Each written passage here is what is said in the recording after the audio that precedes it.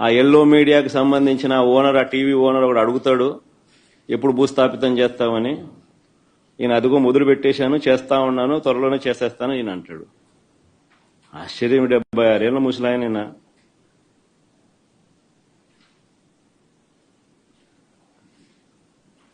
ఈ వయసులో red book రాజ్యాంగ పాలన ఏమిటి, ఈ బెదిరింపులేమిటి, వాడిని తొక్కుతా వీడిని తొక్కుతా అన్న మాటలేమిటి?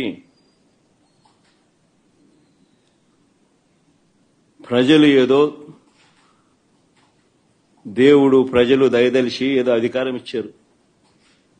ఇచ్చిన అధికారంతో ప్రజలకు మంచి చేయడానికి పోయి, మంచి చేయాల్సింది పోయి, ఇచ్చిన హామీలను నెరవేర్చాల్సిన బాధ్యతను పక్కన పెట్టి అబద్దాలతో మోసాలతో పరిపాలన చేస్తూ,